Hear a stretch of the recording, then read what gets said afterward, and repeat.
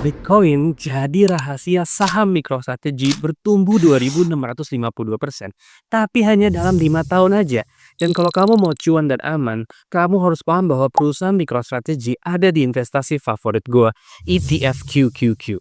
Nama gue Pandeka, dulu ke GWMR, sekarang punya beberapa miliar saham. Belum banyak tapi alhamdulillah. Video ini bahas 3 penjelasan sederhana dan mudah apa itu MicroStrategy, kok bisa 26 kali lipat pertumbuhannya. Apa dan kenapa investasi ETF QQQ penting dan dampak besar ke masa depan Bitcoin. Oke, yang pertama, apa sih itu MicroStrategy dan kenapa bisa sahamnya naik 26 kali lipat dalam 5 tahun aja. Jadi MicroStrategy atau kode atau ticker atau sahamnya tuh disebutnya MSTR. Kode saham apa nih? Intinya singkatan 3-5 huruf yang biasanya dipakai buat mewakili nama perusahaan di pasar saham. Ya sama aja kayak Bank BCA itu sahamnya atau kodenya atau tickernya itu BCA. Anyway, balik lagi. MicroStrategy itu sebenarnya perusahaan teknologi, software, atau aplikasi gitulah.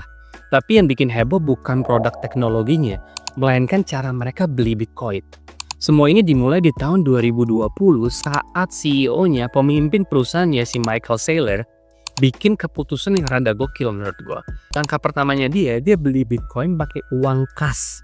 Dia bayar 250 juta dolar dari kas perusahaannya dia sendiri buat beli Bitcoin.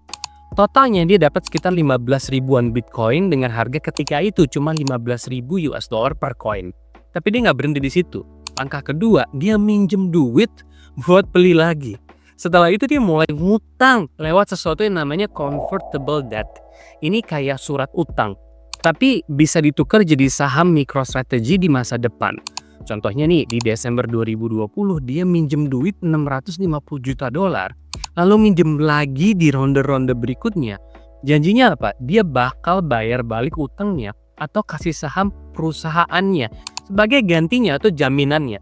Langkah berikutnya dia terbitin saham baru. Masih lanjut nih, di tahun 2021 dia juga terbitin saham baru senilai 500 juta dolar.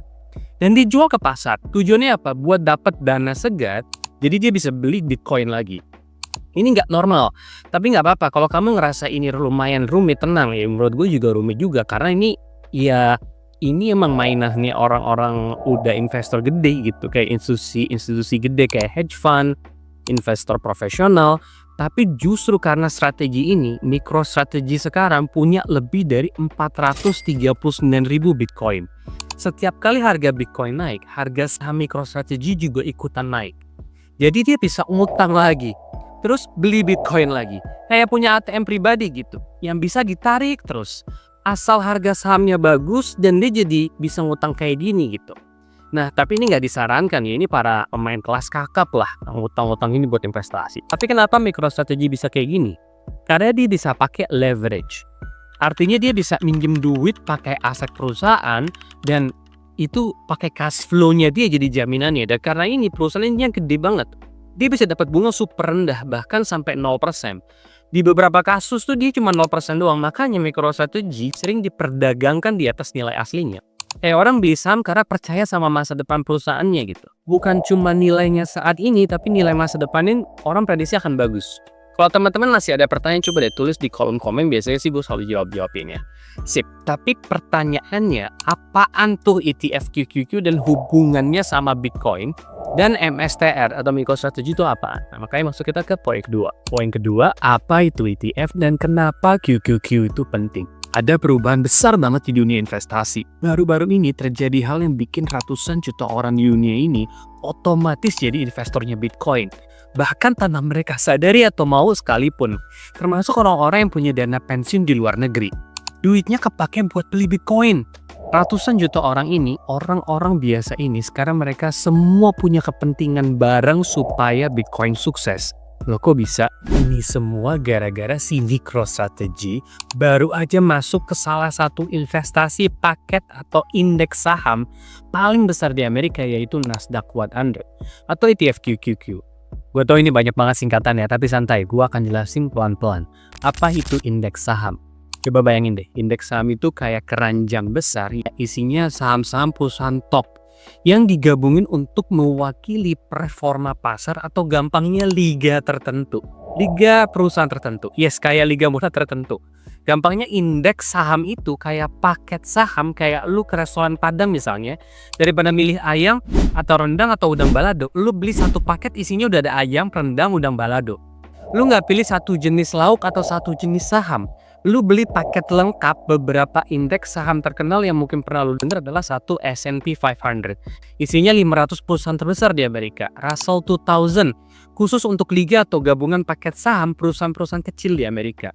Atau Dow Jones 30, cuma 30 paket perusahaan besar dan stabil, biasanya saham-saham perusahaan yang udah lama berdiri dan terpercaya. Oke, tapi ada informasi penting. Indeks itu bukan sesuatu yang bisa kita langsung beli. Indeks itu cuma alat buat ngukur performa saham-saham. Mirip kayak liga sepak bola buat ngukur tim-tim bola performanya kayak gimana.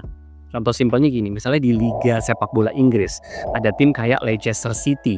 Tapi tahun depan bisa aja Leicester City keluar dari liga tersebut diganti sama Leeds United. Jumlah tim di liga Inggris tersebut tetap 20 kan, cuma isinya bisa berubah-berubah tergantung performanya. Nah, indeks saham juga mirip kayak gitu. Dia adalah kumpulan perusahaan yang gede banget. Bukan liga bola ya, tapi liga perusahaan yang gede. Indeks itu ngebantu kita lihat siapa aja sih perusahaan yang lagi top. Dan gimana performanya bareng-bareng secara liga itu seperti apa. Contohnya gue kasih sederhananya lagi, S&P 500. Ini kayak liga 500 perusahaan top di Amerika.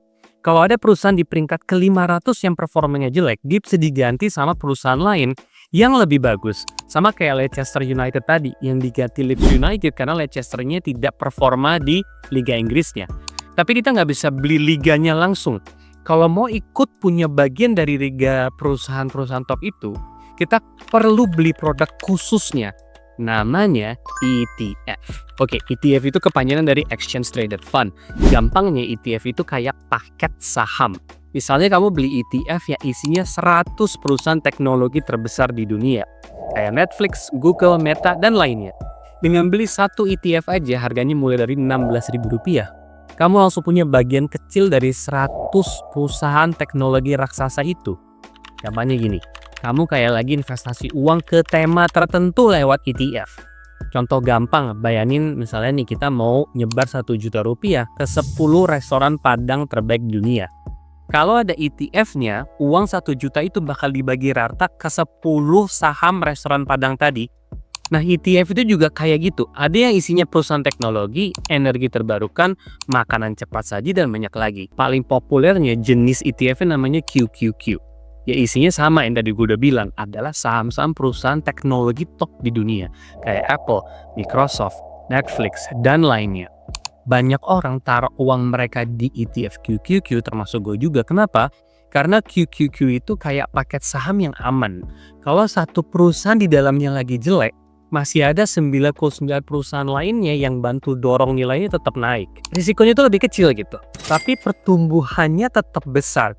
Dalam 10 tahun terakhir aja, kalau teman-teman cek di Yahoo Finance, ETF QQQ itu tumbuh rata-rata plus 17% per tahunnya. Bayangin deh kalau kamu 10 tahun lalu kamu taruh 1 miliar di QQQ, sekarang uang kamu tuh udah jadi 5 miliar. Itu tanpa perlu nambah apa-apa lagi. Detailnya bisa lihat di video gue yang satu ini. Nah, kabar baiknya dari Desember 2024, ETF QQQ itu masukin MicroStrategy ke dalam paket sahamnya. Artinya apa? Kalau ada orang yang investasi di ETF QQQ, kamu sekarang ikut punya sedikit dari MicroStrategy. Dan otomatis juga ikut punya sedikit Bitcoin. Tapi kenapa kok jadi ngaruh ke Bitcoin yang kalian punya? Nah, jawabannya ada di poin berikutnya. Gue mau cerita, gue lagi mau bikin komunitas buat orang-orang yang mau optimis jalanin hidup dan yang mau kerja di luar negeri. Kalau kalian mau join dan ini semua gratis, please klik link di description below. Dan kalian juga bakal dapat gratis contekan investasi yang selalu gue pakai untuk mengatur uang gue sampai waktu pensiun nanti. Oke, let's continue ya. Oke, poin berikutnya dampak besar ke masa depan Bitcoin. Masuk ke indeks atau ETF kayak ETF S&P 500 atau QQQ, itu sama dengan uang masuk deras begitu sebuah perusahaan masuk ke dalam indeks besar kayak Nasdaq 100, liga saham 100 perusahaan teknologi top dunia. Ini bakal langsung ada efek berantai super powerful. Karena semua bentuk investasi ETF dan indeks yang ngikutin Nasdaq 100, termasuk ETF QQQ, wajib banget beli saham perusahaan itu biar sesuai dengan isi indeksnya. Sama kayak kalau Leicester City atau Leeds United ada di indeks Liga 1 Premier League Inggris, duit dia bakal lebih banyak ketimbang masuk Liga 2, Liga 3 yang jelek. Nah, liga yang keren ini namanya Liga ETF Nasdaq 100 QQQ atau Liga S&P 500. Isinya top-top saham perusahaan gede banget yang performanya bagus banget. Nah, karena MicroStrategy sekarang masuk ETF QQQ, masuk Nasdaq 100, semua ETF sejenis harus beli saham MicroStrategy. Nggak peduli mereka suka atau enggak, hasilnya apa? Uang bakal masuk deras, artinya miliaran dolar dari investor di seluruh dunia, baik individu, institusi, atau dana pensiun akan mengalir masuk ke saham MicroStrategy.